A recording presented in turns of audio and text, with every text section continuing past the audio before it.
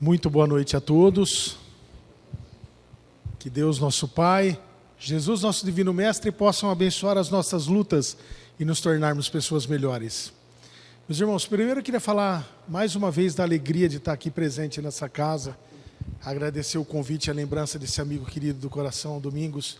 Obrigado pelo convite e pela oportunidade de estar aqui para tentar dividir uma reflexão do Evangelho segundo o Espiritismo, uma reflexão dos ensinamentos de Jesus. Também a alegria de estar aqui por esse amor filial que eu tenho por esse casal maravilhoso da doutrina, que é o tio Anésio e a tia Isaura. Então, para mim é uma alegria muito grande. Ainda mais hoje, né? 1º de novembro, penúltimo mês do ano. Diz que hoje é dia de Todos os Santos, né? Então, é interessante que agora em novembro, alguns de nós, ou muitos de nós, já começam a fazer os nossos planos para o ano de 2025, né? Isso começa a traçar as nossas metas para o ano novo. Então, dia 1º de janeiro, né? Alguns de nós, ou todos nós aqui, assim como eu, vai tentar se tornar uma pessoa mais magra. Vai tentar procurar um emprego melhor, vai tentar uma condição financeira melhor. Metas que são valiosas, que são respeitáveis. Nós temos realmente que cuidar do nosso corpo, cuidar da nossa saúde. Nós temos também que tentar procurar uma vida material melhor, dar um conforto melhor, uma casa melhor para a gente, uma escola melhor, um plano de saúde para a nossa família. A doutrina espírita, de modo algum, condena isso. O que a doutrina espírita nos ensina é a parar os nossos excessos, não ser egoísta, não ser mesquinho, aprender a dividir o que a gente tem. Mas a gente coloca, então, o dia 1º de janeiro como uma meta que, um dia da mudança, a virada de chave. Vai mudar a nossa vibe a partir de 1º de janeiro. Olha que interessante. Nessa questão que eu falei agora, que todo mundo deu risada, da questão de emagrecer, olha como é interessante isso, né?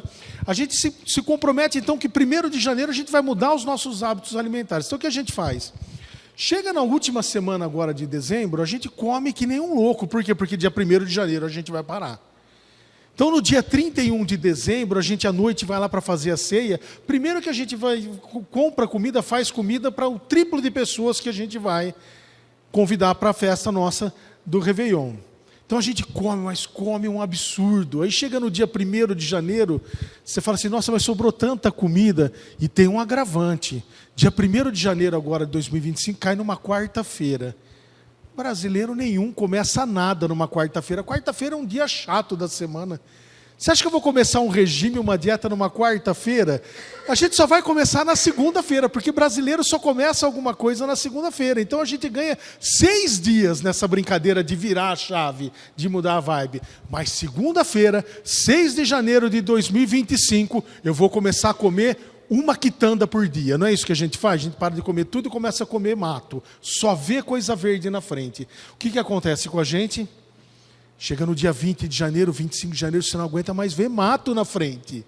De tanta verdura que você come. Aí você não vai aguentar, vai voltar a comer. No dia 1º de fevereiro, você está mais gordo do que o dia 31 de dezembro. Por que isso não funciona na nossa vida? Porque emagrecer é um ato de comprometimento.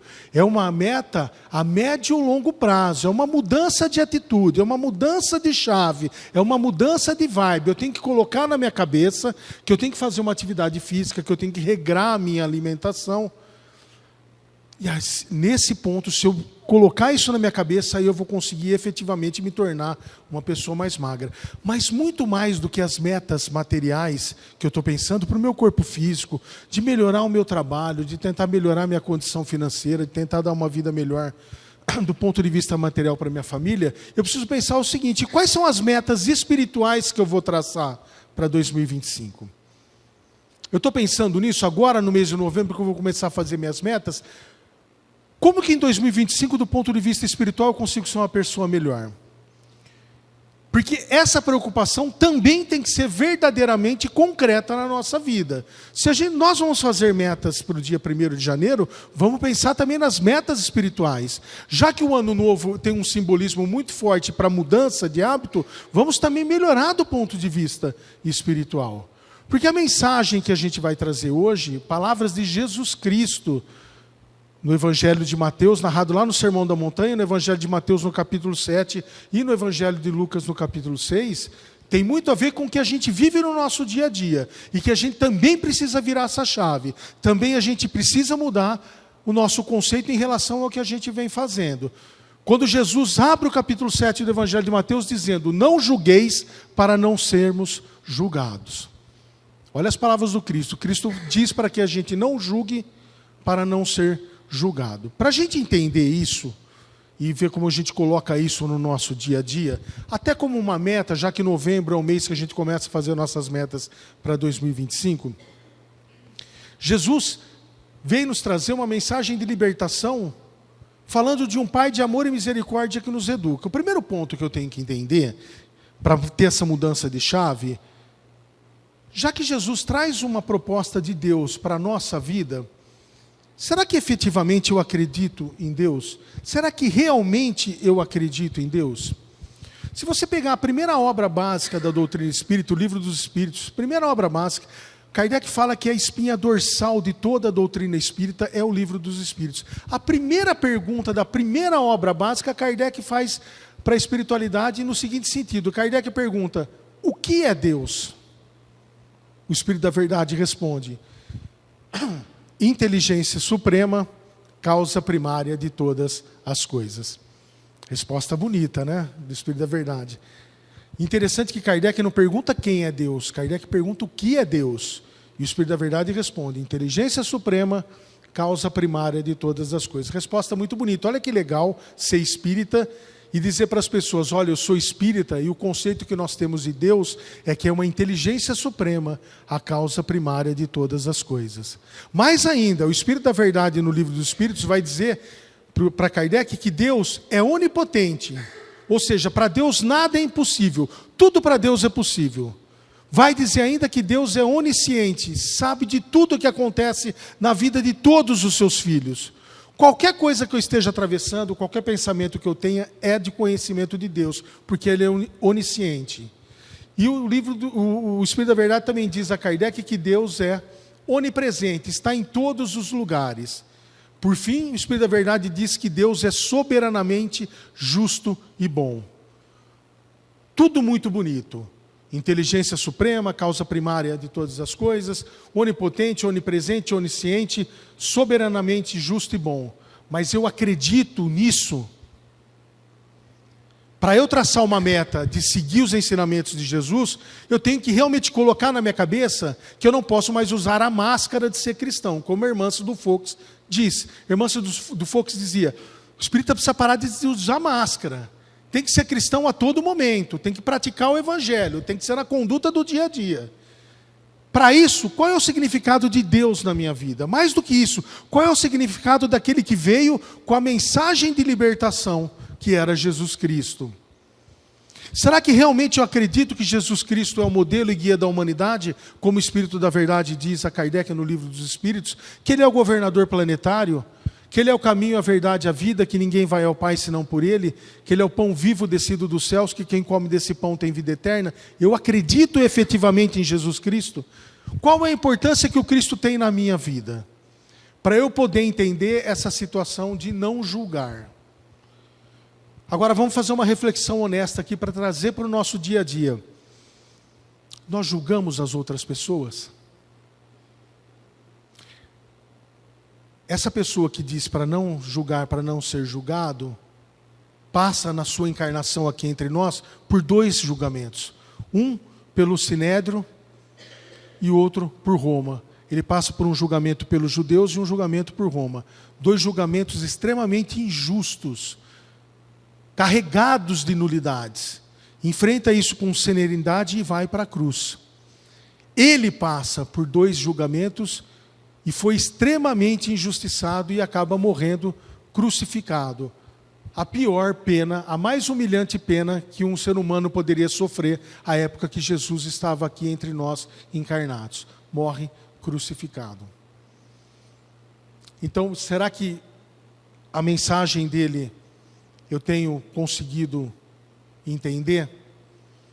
Porque eu tenho julgado as pessoas. Vou pegar um tema fácil para a gente começar a nossa reflexão. Vamos para as redes sociais. No nosso dia a dia. O quanto a gente fica diante de uma tela, né? No Facebook, no Instagram, no Twitter, que agora não é mais Twitter, chama-se X, bonito, né? X. Tem julgado nas redes sociais? Temos visto julgamentos nas redes sociais? Pegar um tema fácil para a gente saber se julga ou se não se julga. Falar de política nas redes sociais. A gente tem visto julgamentos sobre política. Opção sexual das pessoas. A gente tem visto pessoas julgarem outras pessoas pela opção sexual que ela tem. A gente tem visto pessoas julgarem outras pessoas pelo time de futebol que ela torce. Porque o que me parece, o que tem sido visto nas redes sociais, é algo carregado de ódio. Se você pegar a questão política, eu nem gosto de falar isso dentro de uma casa espírita, mas como a gente passou por uma situação dessa, e eu acho que isso tem que servir de aprendizado, mas a gente passou por um processo eleitoral que dividiu um país no meio. Nós tivemos um processo eleitoral no nosso país que dividiu famílias. Tem pai que não conversa com filho. Tem parente que não conversa com parente. Tem amizades que foram desfeitas por questões políticas. Porque não se entende que a pessoa pensa de maneira diferente. Não respeita-se que a pessoa pensa de maneira diferente. Julga-se aquela pessoa. Agride aquela pessoa. Ofende aquelas pessoas. Então, se a gente pegar as redes sociais quando a gente vai ver um assunto sobre política, a gente vai ver que está carregado de ódio. Nós não entendemos a opção da pessoa pensar de maneira diferente de nós, seja na política, seja na questão da sexualidade, seja na questão do time que torce, de um posicionamento, de uma bandeira que levanta. E Jesus está dizendo, não julgueis para não ser julgados. Aliás, antes disso, um grupo de pessoas liderada por religiosos, está lá no Evangelho de João, no capítulo 8, João narra que um grupo de pessoas, lideradas por alguns religiosos do judaísmo, chegam a Jesus e dizem a ele, mestre, essa mulher foi pega em adultério. Então olha que interessante, Jesus está lá parado, chega um grupo de pessoas com uma mulher e fala, mestre, essa mulher foi pega em adultério. E João narra que Jesus abaixou a cabeça escrevendo na areia, alguma coisa na areia. Então olha, a pessoa vem e fala, mestre, foi pego em adultério. Vamos trazer para nós agora, fazer uma reflexão honesta. Vou jogar a carapuça, se alguém servir, não fique constrangido em colocá-la, porque serve em mim também. Mas vamos nos colocar, que pretensão a minha, mas vamos nos colocar no lugar de Jesus. Um grupo de pessoas chega para você, com uma mulher, e fala, olha, essa mulher foi pega em adultério. Como é que a gente reage? Será que não seria assim? Em adultério com quem? Não é? Se alguém vestiu a carapuça, em mim ela serve, né? Porque talvez eu não fale, mas que vai coçar para falar, vai coçar, né? Em adultério? Com quem? E Jesus quieto, Jesus não disse nada, não falou nada. Mais ainda, né? Se a gente for analisar de um ponto de vista sereno, o crime de adultério pressupõe a existência de 3 pessoas. 2 amantes e uma pessoa que é a vítima, o marido traído, a esposa traída, o namorado traído, a namorada traída. 2 que serão julgados, né? E uma vítima. 3 pessoas para ter o crime de adultério. Ali só estava uma mulher. Só ela. Cadê o outro? Cadê a queixa da vítima que foi traída? E aí, não contente que Jesus escrevendo aí, os líderes religiosos falaram, mestre, Moisés nos ensina, a lei judaica nos ensina, que a mulher que é pega em adultério tem que ser apedrejada, tem que ser lapidada. Para tentar Jesus. Porque diz o seguinte, falaram para Jesus, olha, eu estou te trazendo uma mulher que comete adultério, que a lei nossa diz que ela tem que morrer apedrejada e você não fala nada. Jesus continua escrevendo, ergue a cabeça e diz, aquele de vós que não tiver pecado, que atire a primeira pedra. Olha o impacto que Jesus causa naqueles líderes religiosos. Você me traz a mulher aqui, dizendo que ela é adúltera, e dizendo que ela tem que ser apedrejada. Mas qual de vocês aqui não tem pecado? E aí João narra que as pessoas foram indo embora, primeiro os mais velhos, e só fica a mulher com Jesus, todo mundo vai embora. Todo mundo sente a colocação do mestre quando ele pergunta: quem não tem pecado, atira a primeira pedra. Ninguém faz isso e vai embora. E Jesus olha para a mulher e diz: mulher, ninguém te condenou? E ela fala: não, mestre, ninguém me condenou. Jesus diz: eu também não te condeno. Vá e não peques mais. Esse que vai passar por 2 julgamentos extremamente injustos, numa serenidade, numa tranquilidade, firme no seu propósito, já muito antes disso dizia para a gente não julgar. E traz esse caso específico de uma mulher adúltera, que segundo a lei da época tinha que ser morta por apedrejamento. E Jesus fala: quem de vós nunca pecou? Para que esse julgamento? E a gente tem que entender essa situação nos dias de hoje, para a gente não emitir julgamentos. Não significa que a pessoa pode fazer o que ela quiser, que não pode ser julgada. Não existe isso. Tanto que no livro dos Espíritos, o Espírito da Verdade vai dizer a Kardec, lá no capítulo 3 do Evangelho, no livro 3 do Livro dos Espíritos, o Livro dos Espíritos está dividido em 4 partes. Na terceira parte vai falar das leis de Deus, das leis morais, né, as leis de Deus. E o Espírito da Verdade vai dizer que a lei mais importante de Deus é a lei de amor, de justiça e de caridade. Olha que interessante, o Espírito da Verdade coloca o amor, a justiça e a caridade no mesmo patamar como sendo a lei mais importante de Deus. Tem que amar, tem que ser caridoso e tem que ser justo. Então a pessoa comete uma barbaridade, ela tem que ser julgada. Se ela cometer um crime, ela será julgada, tem que cumprir a pena dela, mas nós temos que ter amorosidade, nós temos que ter caridade com aquele irmão também que comete um ato bárbaro. E não cabe a nós julgar, porque tem pessoas aqui na esfera terrena que são responsáveis pelo julgamento dessa pessoa. Mas Jesus faz justamente isso, porque quando a gente se mete a julgar, nós estamos fortemente, com uma tendência muito forte, a cometer uma grande barbaridade ou a falar uma grande barbaridade em relação a esse juízo que eu vou formar na minha cabeça, distante dos ensinamentos de Jesus. Então, por exemplo, eu não tenho conhecimento do assunto, eu não tenho vivência no assunto, mas mesmo assim eu vou querer julgar, mesmo assim eu vou querer emitir a minha opinião, porque é gostoso, né?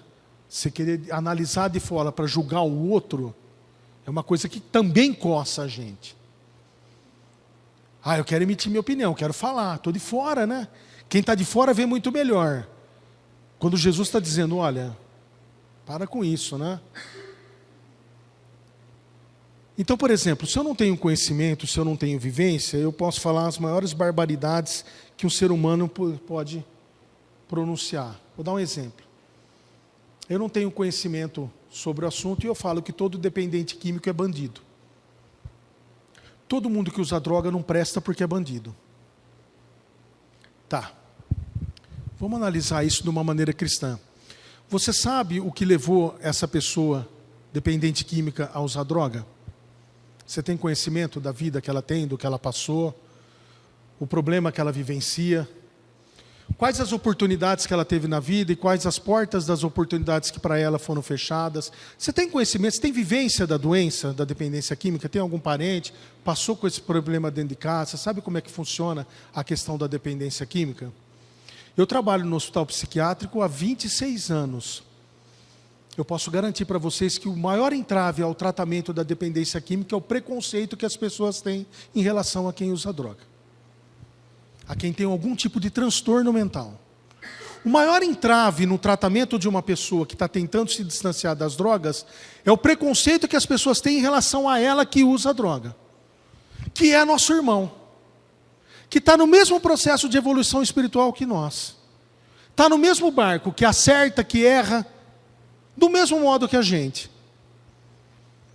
E essa pessoa que tem a mensagem de libertação que diz: não julgueis para não ser julgados, também no Sermão da Montanha ele nos ensina a oração, que a primeira palavra da oração é Pai, a segunda é nosso. Ele nos dá um conceito de um Pai de todos nós, um conceito de fraternidade universal, de um Deus de amor incondicional por todos nós que nos educa. Então essa pessoa que tem o problema da dependência química, por mais que ela não faça parte do meu conceito de fraternidade, por mais que o que eu queira dessa pessoa é apenas distância, Jesus nos ensina que ele é nosso irmão. E eu não sei o que levou ele a usar droga. Eu não sei a vida que ele leva. Eu não experimentei o sofrimento dele para poder julgá-lo. Quando eu não tenho vivência, quando eu não tenho conhecimento sobre um assunto, eu posso falar que todo bêbado é um vagabundo. A pessoa que é alcoólatra é uma pessoa vagabunda. Você sabe a situação que levou aquela pessoa para a bebida? Porque nos casos de alcoolismo, eu já vi muito caso de internação hospitalar do pai que não aguenta mais ver o sofrimento da família, aquele pai que sai de manhã para procurar emprego e volta à noite sem nada conseguir, que não aguenta mais ver o filho passando necessidade, a família passando necessidade, e de tanto receber não, e de tanto sofrimento, ele cai no álcool. E aí nós julgamos, dizendo, olha, é um bêbado vagabundo. Você conhece o sofrimento dessa pessoa que caiu no álcool? Você vivenciou o problema do alcoolismo na sua vida para entender que isso é uma doença gravíssima? Que é uma dependência?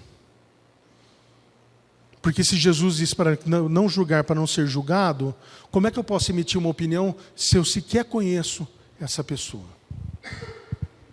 Se eu não tenho conhecimento, se eu não tenho vivência sobre o assunto, eu posso facilmente dizer que uma pessoa que tem depressão é uma pessoa fraca, uma pessoa que não tem fé.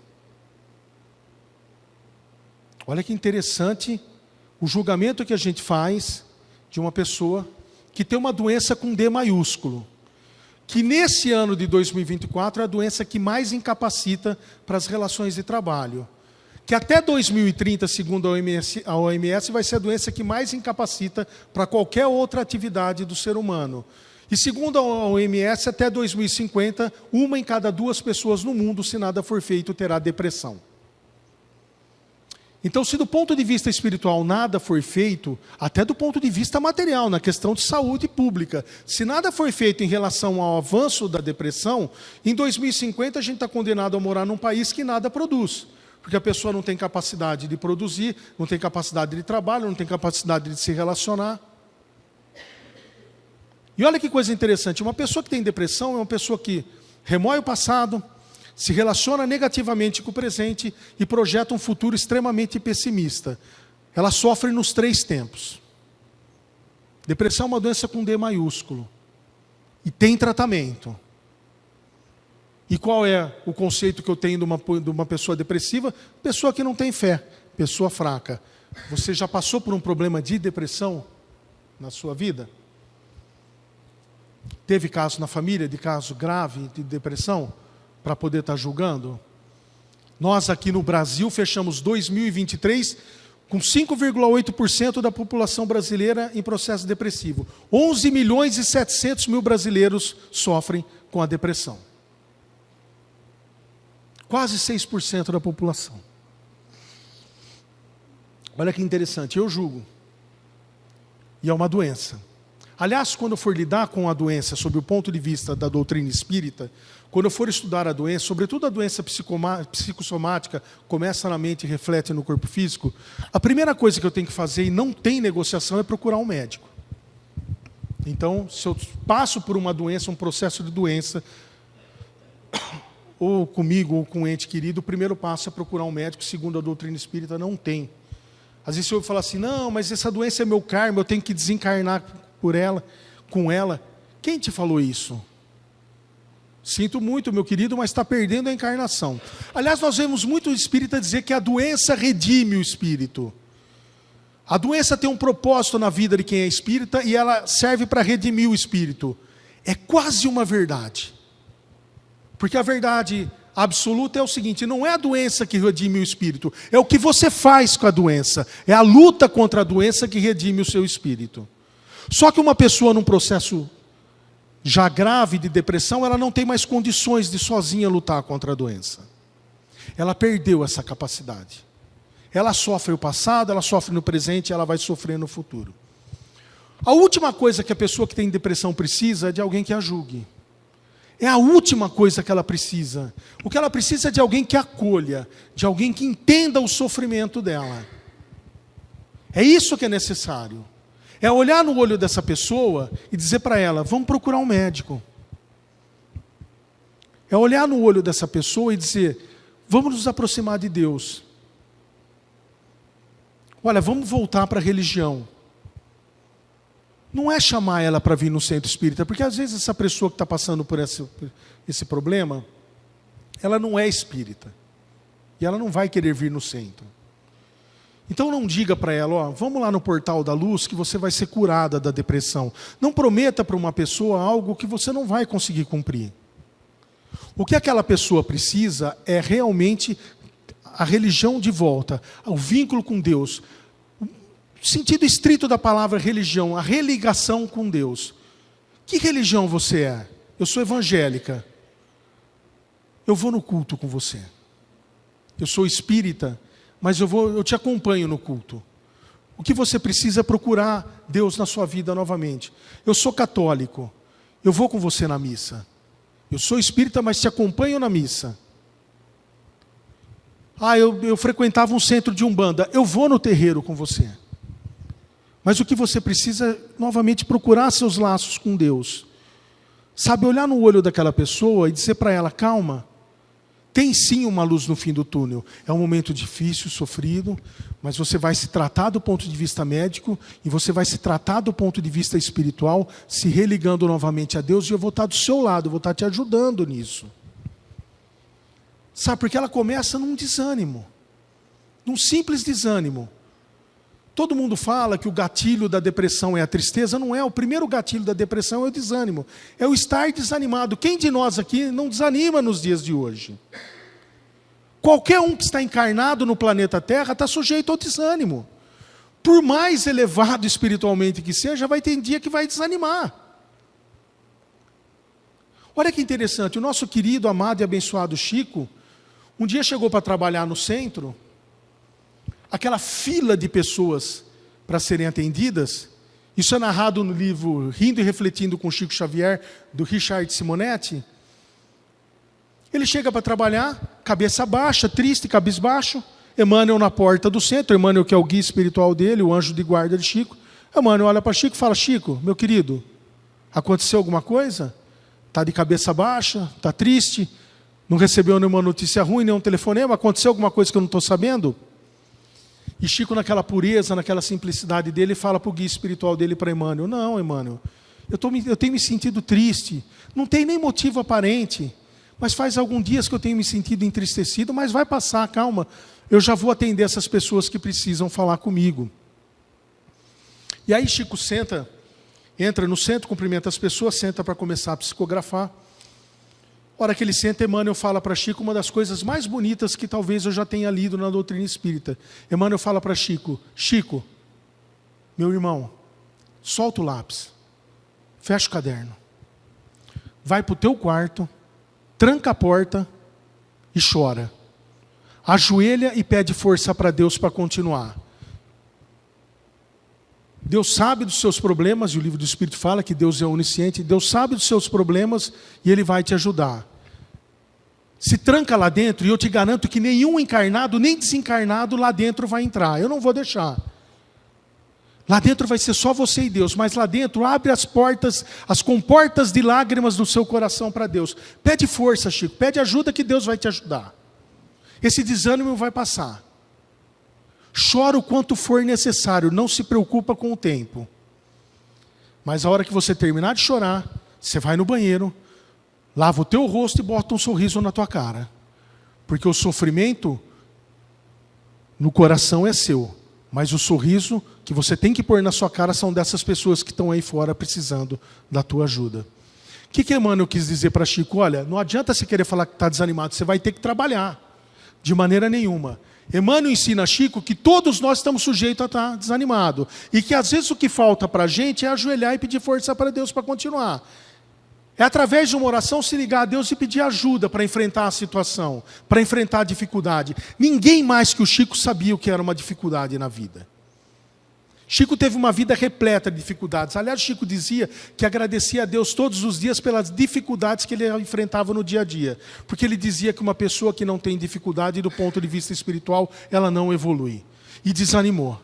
E Emmanuel fala para ela, ajoelha, chora e pede força para Deus. Às vezes o que está faltando para a gente mesmo é ajoelhar um pouco, fazer uma oração e pedir força para continuar. Porque o problema para nós espíritas nunca... A oração para quem é espírita nunca foi para tirar o problema da frente. A oração para quem é espírita é pedir força, fé, coragem e resignação para erguer a cabeça e enfrentar a dificuldade, se possível vencer. Se não vencer a dificuldade, saber que ela tem um propósito sim na minha vida, de me fazer evoluir. Então Emmanuel fala para ele, vai lá e pede força, Chico, volta aqui porque tem um monte de gente precisando de você. Então essa pessoa que está em depressão, o que ela precisa realmente às vezes é de uma ajuda.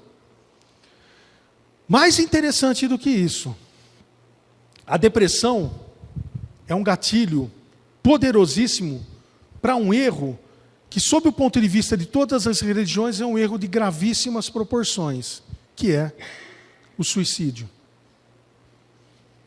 A depressão é um gatilho, infelizmente, para que a pessoa tome a atitude de dar fim à própria encarnação. E olha que estatística estarrecedora para ver essa questão de não julgado que a gente pode fazer ao invés de julgar, acolher. Olha que estatística estarrecedora que nós temos no nosso país. Essa estatística é de 2022, publicado no Anuário de Justiça de 2023. Em 2022, no Brasil, a gente teve 16.400 casos de suicídio. Uma morte por suicídio a cada 45 minutos no nosso país. Mais do que isso, para cada uma pessoa que concretiza o ato do suicídio, tem 20 que tentaram e não conseguiram. Então olha como esse número é extremamente elevado. E nós temos aí uma morte a cada 45 minutos no nosso país por suicídio. 30 internações psiquiátricas por dia no Brasil com pessoas com ideação suicida. Muitas delas vindo de um processo depressivo. O que é mais estarrecedor nessa estatística é que de cada 100 pessoas que cometem suicídio, que concretizam o suicídio, de cada 100, 94% delas têm algum tipo de transtorno mental. Ou seja, de cada 100 pessoas que se matam, 94 têm algum transtorno mental. Transtorno mental é tratável. Então, se a gente parasse de julgar as pessoas que estão em sofrimento e acolhesse, muito provavelmente a gente diminuiria drasticamente os índices de suicídio no nosso país. Que às vezes começa todo esse processo que leva a um fim trágico da encarnação num simples desânimo. Numa pessoa que está querendo conversar e a gente fala que não tem tempo de ouvir. Que a gente fala que a gente leva uma vida muito difícil, esse mundo globalizado, a gente não tem tempo para nada. Às vezes tem alguém que quer conversar com a gente fala que não tem tempo de conversar com essa pessoa, porque a nossa vida é muito corrida. Às vezes uns 5 minutos de conversa com aquela pessoa, um acolhimento, uma palavra de carinho, uma palavra de conforto, uma palavra de esperança, ao invés de um julgamento, desse um sentido completamente diferente a uma situação trágica que eu poderia ter evitado e não evitei. Porque de cada 100 que concretiza, 94 tem algum tipo de transtorno e esse transtorno é tratável. E Jesus, desde a época que levaram a mulher para ela, dizendo, se você não tem pecado, atire a primeira pedra. Agora, algum de nós aqui tem condição de atirar uma pedra numa pessoa que está em sofrimento? Essa é a reflexão que tem que ficar. Será que algum de nós tem a condição espiritual de jogar a primeira pedra numa pessoa que está em sofrimento? Num irmão que erra? Será que dá para a gente virar essa chave? Porque se a gente colocar isso na cabeça, que realmente eu consigo me tornar, do ponto de vista espiritual, uma pessoa melhor, eu não preciso esperar a quarta-feira do dia 1º de janeiro de 2025. Eu posso hoje chegar e parar de julgar. E o melhor lugar para a gente fazer isso é até dentro da nossa casa. Não é verdade? Uma coisa que é muito próxima, mas muito próxima do julgamento é a reclamação. E é interessante que quando Jesus nos ensina a rezar, no Evangelho segundo o Espiritismo, e até no Livro dos Espíritos, a doutrina espírita nos ensina, quando você vai rezar, a oração é um combo. Não é uma coisa só, você tem que comprar o combo todo para fazer uma oração bem feita. Então o Espiritismo nos ensina que a oração é composta do louvor, ou seja, de reconhecer o quanto grande Deus é na minha vida, o quanto pequeno eu sou diante de Deus, que se eu passo por um sofrimento, por um problema difícil na minha vida, isso é regido por algo 1 milhão de vezes maior do que eu posso imaginar, e esse algo 1 milhão de vezes maior é um Pai de amor e misericórdia que nos educa do ponto de vista espiritual. Então eu tenho que louvar a Deus, reconhecer quanto Deus é grande na minha vida. Aí fala que a oração é composta do pedido, e nisso a gente é craque. Na hora de pedir, na oração, sobretudo na hora que o calo aperta. Como eu falei de jogar a carapuça, se servir em alguém, pode ficar à vontade, sinta-se à vontade em vestir, porque ela serve em mim também. A hora que a situação aperta do ponto de vista material, a primeira coisa que a gente faz é se apegar com Deus. Aí a gente lembra daquela passagem do Evangelho que Jesus fala, pedi e obtereis. Não lembra? Que Jesus falou no Sermão da Montanha, pedi e obtereis. Se ele tivesse colocado um ponto final nessa fala, estava a vida de todo mundo resolvida. Olha o ensinamento que interessante de Jesus, pedi e obtereis, ponto. Passou uma dificuldade, dobra o joelho no chão e pede, você vai ser atendido. Só que Mateus, o evangelista, o cara podia ter feito de maneira diferente, mas ele não fez. Ele disse que Jesus disse que pedi e obtereis, não colocou um ponto final, ele colocou uma vírgula. Pedi e obtereis, vírgula, buscai e achareis, vírgula, batei e a porta vos será aberta, ponto. Porque todo aquele que pede, consegue, vírgula, todo aquele que busca, acha, vírgula, todo aquele que bate, a porta sempre será aberta. Não é só pedir, tem que correr atrás. A relação nossa com o alto é uma via de mão dupla. Você tem que fazer a sua parte. Primeira notícia aqui que vai desanimar todo mundo, mas não fiquem bravos comigo, é a receita de Jesus. Para nós espíritas nada cai do céu. A gente tem que correr atrás também da solução. Você tem no Novo Testamento em torno de 30 a 32 curas que são atribuídas a Jesus no Novo Testamento. E nenhuma dessas 30 a 32 curas, não tem uma única linha no Novo Testamento com Jesus dizendo, eu te curei. Você não vai achar isso na Bíblia. Em todas as curas Jesus dizia, a tua fé te salvou. E fazia uma advertência, quando não fazia deixava entendido, ele dizia, vá e não peques mais, faça a sua parte. Pede que você vai conseguir, mais busca que você vai achar. Bate a porta, que a porta sempre será aberta. Quando passa um problema a gente se afasta de Deus. Quando na realidade é que tem que se aproximar. Então, que ponto é esse que tem que esperar o dia 1º de janeiro de 2025 para a chave virar? Não precisa, dentro de casa. Reclama menos. O quanto você reclama do seu casamento, o quanto você agradece. O Livro dos Espíritos, na questão 696, Kardec pergunta à espiritualidade, o que aconteceria se a gente abolisse o casamento? O Espírito da Verdade responde, o retorno à vida dos animais. Terminou o casamento, a gente volta à vida animal. Na questão 732, 775, eu não me lembro, Kardec pergunta, o que aconteceria se a gente afrouxasse os laços de família? Vamos deixar esse negócio de família meio de lado, vamos ver só nós mesmos. Vamos afrouxar os laços de família. O Espírito da Verdade responde, uma recrudescência do egoísmo, um agravamento do egoísmo. Quanto mais distante da família, mais egoísta você fica. O quanto você agradece a Deus pela sua família, o quanto você reclama da sua família. E aí você fala que porque a pessoa que reclama, é assim, é um negócio que, pelo amor de Deus, ficar entre nós aqui, não deixa ninguém lá fora de saber que eu disse isso, mas é uma verdade. A pessoa que reclama é uma pessoa chata. Sabe aquela pessoa que reclama de tudo? Conhece alguém que reclama de tudo? Nada está bom? Alguém tem um filho que é assim? Eu faço tudo para o meu filho, nada está bom para o meu filho. A minha esposa, nada está bom para a minha esposa. Meu marido, nada está bom. Espera um pouquinho. O filho, você reclama demais? A culpa é do pai. Vamos agradecer mais e reclamar menos? Sabe, coisa simples na vida de agradecimento que vai te evitar de julgar, de reclamar. Sabe uma coisa simples? Todo mundo pode fazer aqui, não vai nem passar vergonha se fizer, porque pode fazer até mentalmente. Um exercício para a gente fazer. Toda vez que você sentar para comer, estiver diante de um prato de comida, faz um agradecimento mental a Deus pelo prato de comida. Pode ser mental. Quando eu era criança não podia ser mental, porque minha avó fazia agradecer a Deus em voz alta. Se você fosse comer na casa da minha avó, sentasse diante de um prato de comida, além de pedir a bênção para quem era mais velho do que você tinha que agradecer a Deus e a Jesus pelo prato de comida que estava na sua frente. E se eu reclamasse que ela fosse... minha avó falava, vai lavar a louça para a avó. Se eu reclamasse, ela falava, não reclama. Porque se você vai lavar a louça porque o prato está sujo, se o prato está sujo é porque tinha comida. Porque tem muita gente que não tomou café, não almoçou e não jantou hoje. Então não reclama e vai lavar a louça. Então essa questão do julgamento, da reclamação, troca um pouco mais pelo agradecimento. Não é verdade? Quantos de nós não reclama que chega o domingo à noite? E domingo à noite. Lembra da música do Fantástico? Não arrepiava os pelos da gente de tanta tristeza. Porque era a música que simbolizava o final do meu final de semana. O que simbolizava aquela música terrível do Fantástico?